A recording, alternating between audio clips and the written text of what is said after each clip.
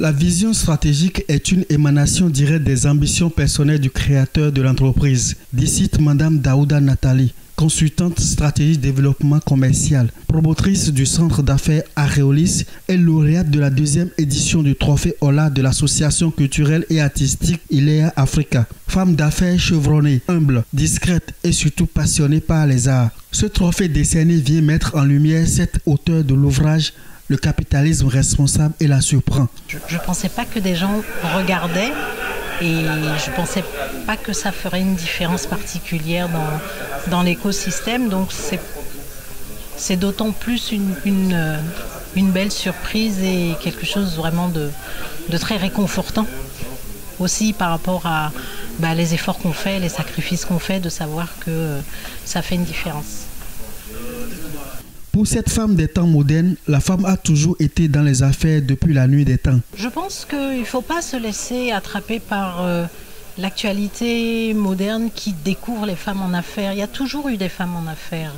Les tatas qui font des beignets au bord de la route, ce sont des femmes d'affaires. Donc, c'est pas nouveau. C'est pas parce que une certaine catégorie de personnes s'en rendent compte aujourd'hui et sont plus vocales que la majorité qu'il faut penser que la femme en entrepreneuriat est une nouveauté.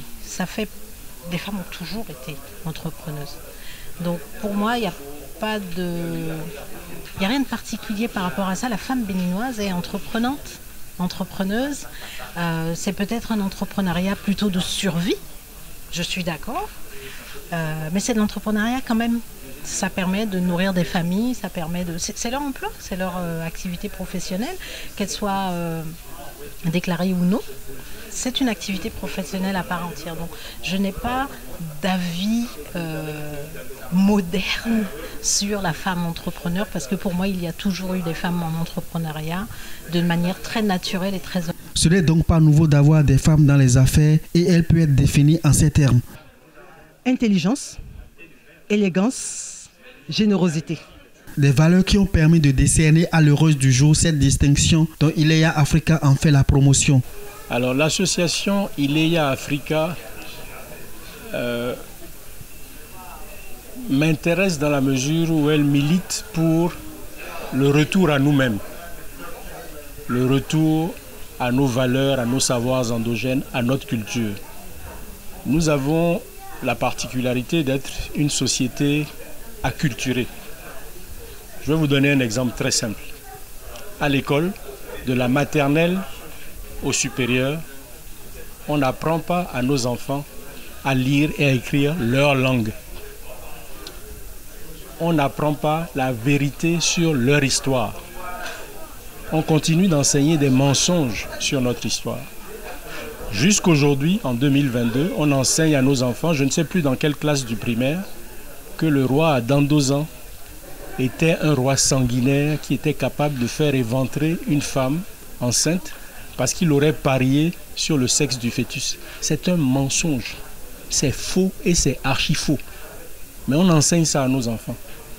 Ce qu'on devrait enseigner à nos enfants, c'est que le roi Dandosan était un roi abolitionniste. Il a voulu mettre un terme au commerce esclavagiste. Et il a eu l'audace de dire au plus grand négrier de Ouida à l'époque, Tchatcha de Souza, le temps de vendre des êtres humains est révolu. On n'enseigne pas ça à nos enfants, on leur enseigne un mensonge. Et enfin, on n'enseigne rien sur nos cultures à nos enfants. Sur le fa et le vaudou, qu'est-ce qu'on enseigne à nos enfants à l'école? Rien. Ce qui fait que nous avons une école d'essence coloniale qui est une formidable machine à déraciner l'enfant béninois. Si je suis Bokono et que j'envoie mon enfant à l'école, j'ai travaillé durement, j'ai sué pour lui payer des études, mais au bout de 2 ans, quand il revient de l'école, il me regarde comme un sorcier. Vous trouvez ça normal? C'est la réalité que nous vivons aujourd'hui. Donc, ILEA Africa milite pour le retour à nos valeurs endogènes, à nos savoirs endogènes, ce en quoi je suis en parfait accord avec cette association, raison pour laquelle je suis un peu leur parrain. Une initiative louable qui mérite d'être soutenue. C'est une innovation dans le pays et je pense que célébrer la femme la femme qui réussit, célébrer la femme qui est un modèle de réussite, je vais dire, qui est un exemple à suivre, est une très bonne chose. Et je pense que l'association Eleya Africa a su trouver sa marque. Et depuis l'année dernière, elle a initié ce trophée-là pour distinguer la femme qui mène des œuvres qui font la promotion des arts et de la culture, indépendamment de ses activités habituelles.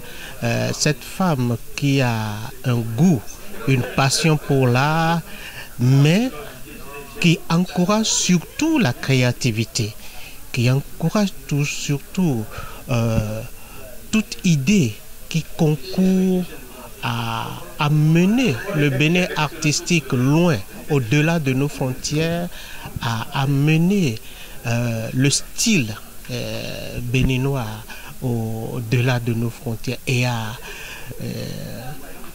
créer la mobilisation du public, du peuple, des populations autour des œuvres artistiques. Je pense que cette femme mérite d'être célébrée et c'est ainsi que l'association Eleya Africa, et Eleya Africa qui signifie déjà retour à nos valeurs en Afrique, retour à nos valeurs africaines, retour à nos valeurs endogènes, au questionnement de nous-mêmes pour mieux nous connaître, pour mieux nous approprier nos cultures, de mieux connaître l'organisation de notre société, de la tradition, puisque vous savez que nous avons été colonisés et le blanc a diabolisé beaucoup de choses dans notre culture, pour ne pas dire presque tout, si bien que nous sommes en Afrique, dans nos pays respectifs, dans notre pays le Bénin,